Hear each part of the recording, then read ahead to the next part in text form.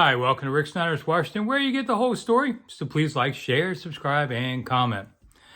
Well, there is opposition to the Washington Commanders moving to RFK Stadium, and one of the people involved is Councilmember Brian Natta, if I said your name right, sorry if not, who basically is doing an opposition campaign against it. And what they're all saying is basically, we have other needs, the poor need our help, that money could go help the poor.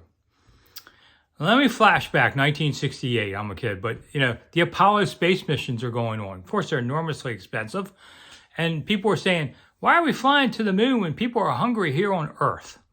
Okay, that same space argument goes on today about the Mars missions they want to do or whatever. They're basically saying, why spend big money? And JFK basically, poo-pooed that whole thing and said, we got to keep going. Let's read your Bible. There are poor people and there are rich people. Okay, that was a couple thousand years ago. There's always going to be rich people and poor people. It doesn't mean that we ignore the poor. It doesn't mean that we don't try and help, but you still have to do big things. If you've lived in Washington since, say, the mid-90s, you remember the town a very different one than now.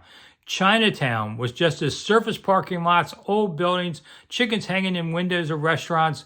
There was nothing there. And it was just a few blocks off of Pennsylvania Avenue. They moved the arena there. Abe Poland had a vision, brought it. More than $6 billion in construction happened. The Penn Quarter totally changed. Nats Park, when they came, the South Capitol Street was an embarrassment to this country, in my opinion. It was awful. It was like a war zone, and you could see the Capitol Dome coming into the city. You thought, hey, I'm in the nation's capital. Oh, my God, what is this place? Eastern side of town has that same problem, and this is a chance to fix that, just like Nats Park and the arena did, and that's why you do it. I'm Rick Snider. Thanks for coming. I'll see you soon.